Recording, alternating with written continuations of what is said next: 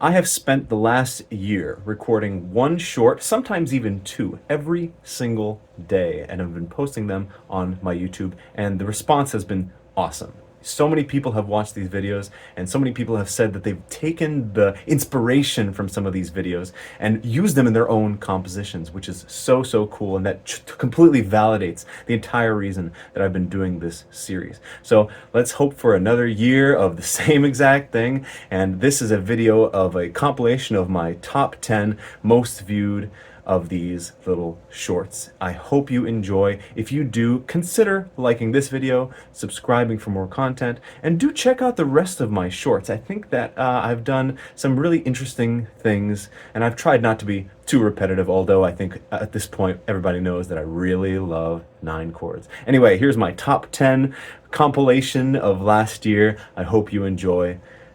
Take it easy.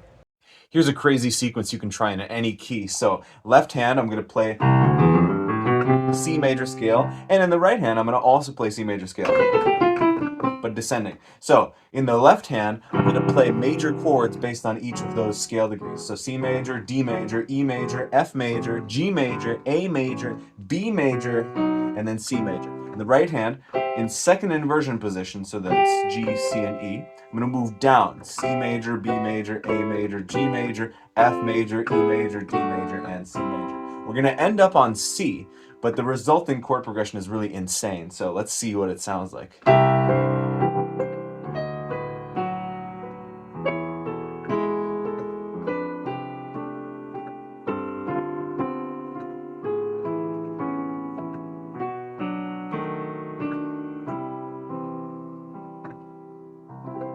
A really easy way to spice up a 1-4-5-1 chord progression. Here we go. So in D major, start with a D major 7 chord.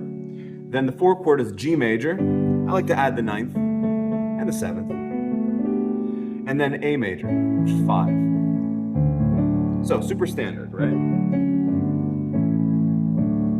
To spice it up, add an A flat major 7 chord as a passing chord before you hit the G chord. It's sort of like this. And then instead of playing the A chord straight up, play A major in the left hand while playing a G major in the right hand, and then resolve. So that fancy version sounds like this.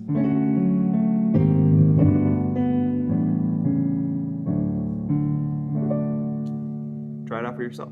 So when I think about dissonant chords and structuring harmonies, I tend to like to have larger intervals towards the bottom end of the range and then smaller intervals towards the top end of the range. And that works with the overtone series. You know, the overtone series gets smaller the higher you go in pitch. So what you can do with this kind of philosophy is that you have larger chords. So for example, I'll play C major, C, G, and E. And then up on top, I'll play a B major chord nice and close together. So these two chords, when you play them really close together, it's a huge cluster, right? It's really dissonant when they're right next to each other, especially the lower you go. But if you spread them out,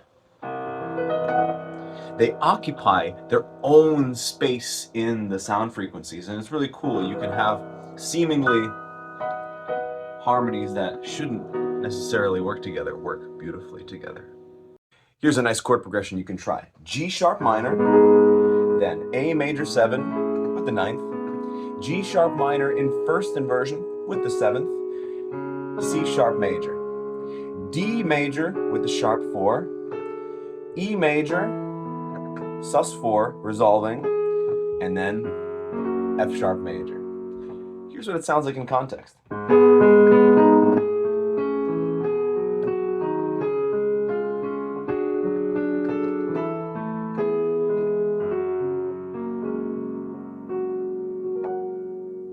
I'm writing a piece for 8-part choir right now, and I happened upon this voicing that I've used a million times, but I'm not sure if I've talked about it on this channel before, so I want to share it with you. So the voicing, it's a F sharp major chord, but I'm voicing it like this. The basses are on F sharp, the baritones are singing a perfect fifth above that, and the tenors are doing the third. So we have my classic, 5th and 10th situation. Then you can either split the tenors on A sharp and B, Or you can have all the tenors on A sharp and have the altos be on the B. That will be a kind of a stronger sound, rather, depending on how many tenors you have to work with. And then have the soprano split on F sharp and A sharp. So you're doubling the root and the third, and having that nice dissonance right in the middle. I love it. Here's a really nice chord progression that embraces subtle shifts from minor to major, using lots of common tone, and it's very impressionistic. So, C sharp minor, C major with the ninth, A minor 7, A flat major with the ninth, F minor, maybe with the ninth too, E major with the ninth, and then G sharp major or A flat major, probably with the ninth. Here's what it sounds like in context.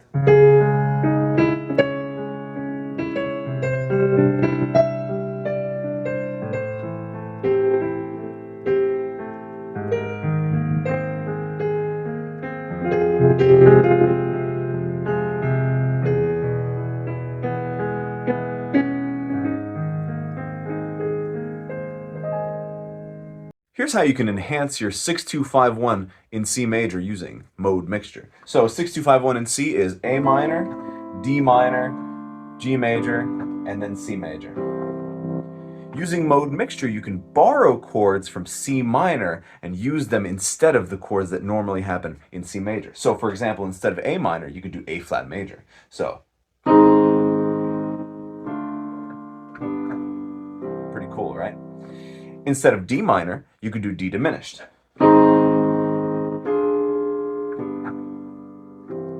And instead of G major, you can do G minor.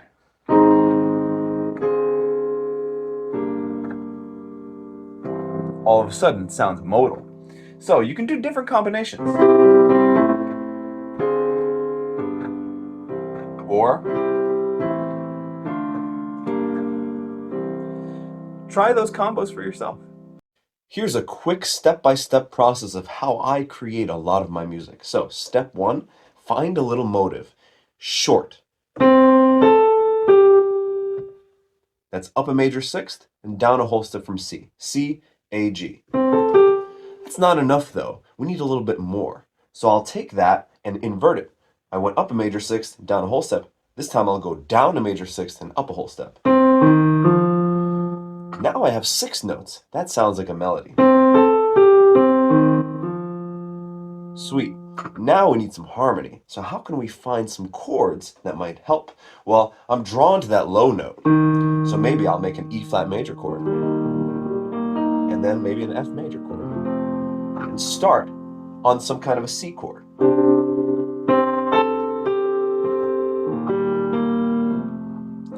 That sounds like a promising start. I'm going to teach you a really cool cadential motion. I'm going to play it in the key of A flat major. So you're going to start on a 6 minor 7 chord, which is F, A flat, C, and E flat. Then you're going to shift down to flat 6 major 7, which is F flat, A flat, C flat, and E flat. Or you can think about it as an E major 7 chord. Then you're going to play a 5, minor 5, which is E flat, G flat, B flat, and D flat, and then go to 1. And I like to add the 9th because it's nice. So that whole motion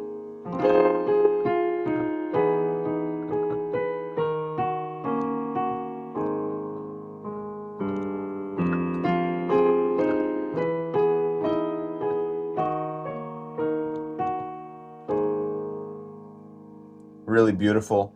And you can try it in any key, but I really like the way it sounds in A flat. Try it out. Here's a pretty nice chord progression you can try. D major, first inversion, E major, first inversion, B flat major 7, root position, F major 7 with the 9th, G major 7 with the 9th, C major 7, and then D major. Here's what it sounds like in context.